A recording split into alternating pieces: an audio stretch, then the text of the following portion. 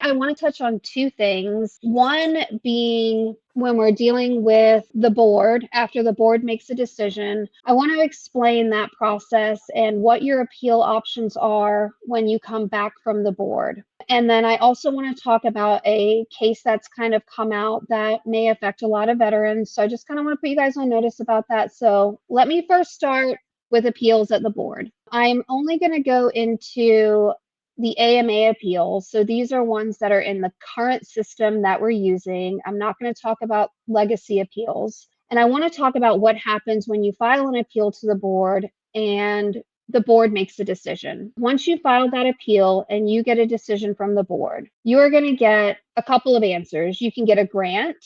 So they're going to grant service connection, grant the effective date, grant a higher rating, depending on what issue you had before them. So if you file an appeal for service connection for your ankle disability, you will only get a decision on whether or not they're granting service connection for that ankle disability. You will not also get included in a rating and an effective date in there, only if those were things that you put on your appeal form. So you can get a grant where they say, we are granting service connection for XYZ. You could also get something called a remand. So a remand is where the board says, okay, we took a look at your appeal, but it looks as though the regional office did something and we can't make a decision on this until they fix it. It could be something like their exams were inadequate. They failed to get records. They didn't do something they were supposed to do before they made the decision that they did that was then appealed. So you can get a remand. That's what that's called. You can also get a denial where the board can say, we are denying service connection for your right ankle or for whatever condition you have on appeal. Sometimes the board will dismiss things. They'll say, this isn't something that we need to deal with anymore, so we're dismissing the claim. And that essentially means that that claim no longer exists and they're not going to see it and it's not an issue before them. Where you may see something like this is if you filed, let's say, for entitlement to unemployability. You filed that and that was on appeal, but then at some point, as you're filing more appeals at the regional office, they grant the unemployability. Because you wanted unemployability or entitlement to unemployability and you now have that, there's no longer anything for the board to make a decision on. If you disagree with the effective date of the unemployability, you would appeal the one at the regional office that granted the effective date of the unemployability. You can sometimes see, and often will see, a decision that has multiple of these. The board can grant certain things, deny certain things, remand certain things, and dismiss certain things, all within the same decision and appeal. So you could get any combination of these things. So let's talk about once it's granted, what happens. So once you get service connection or an effective date granted, that appeal needs to go back down to the regional office, and the regional office needs to implement that. So if it's a grant for your right ankle, they grant service connection. It goes down to the regional office. They may order exams to rate that condition. They may ask for some other things, and then you'll get a decision from the regional office that says the board granted this. This is the rating we're going to give you, and this is the effective date we're going to give you. Okay, so now you have a new decision on that same appeal that just went up to the board. And even though they granted service connection, if you disagree with either the effective date or the rating, you can still appeal that either into the higher level review lane or the supplemental claim lane. However, I will caution you that even though you are allowed to file a higher level review on that rating and that effective date, VA likes to come back and say, you can't file a higher level review to a board decision.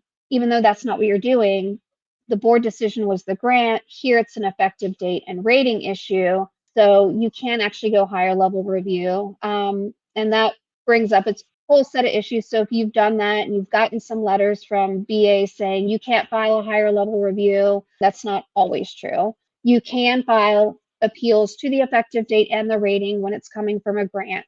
Keep in mind the effective date is from the date of your original claim. So that effective date should go all the way back to when you first filed. And also the rating should be when you met that criteria for that rating. So they can't just give you, 10% because when you first filed, it was only 10%. If that disability is now more severe, they need to look at all of those ratings. So make sure you're looking at the entire appeal period from that, because VA and the regional office really likes to not get effective dates correctly. And you'll see it coming. They'll set effective dates of the exam. So we have actually seen it come from the board. It's been on appeal for 3 years, goes to the regional office, it's granted. The regional office gets an exam for the severity, and then they set the effective date as the date of that exam after the board decision. Happens all the time. So make sure you are checking those effective dates and make sure that you are appealing your rating and your effective date if that's something you need to do.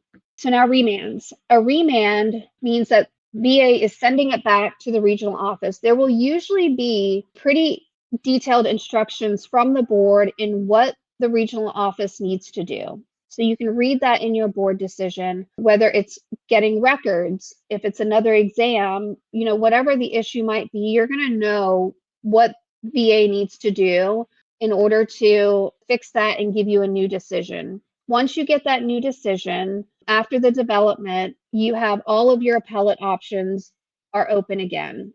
You can go anywhere you want with it if it's denied or if the effective date is wrong, whatever it might be. Now, if you've got a denial in AMA, luckily you've got a couple of options. Before it was just kind of the end of it, unless you could go up to the court, to the CAVC. Here, if you get a denial from the board, you can go to the CAVC, which is an appellate process if there's been an issue of law that has happened. If you need to get more evidence, you can also file a supplemental claim to that board decision within a year and try to get another decision made. Maybe you need medical, you need to add more stuff in.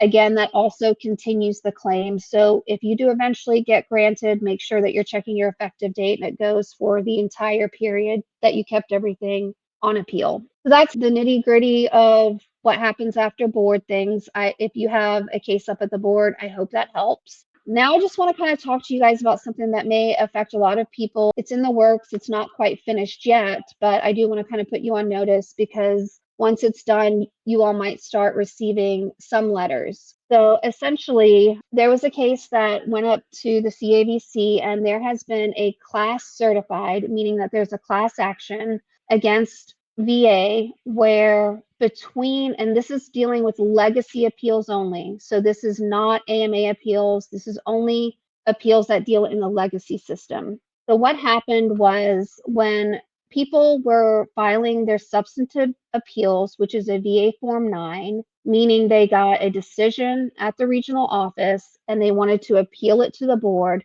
they would have to file a VA Form 9. Between December of 2019 to February of 2025, VA system glitched and it automatically closed out appeals that were meant to go to the board from the regional office. They just closed out. VA didn't do anything with it.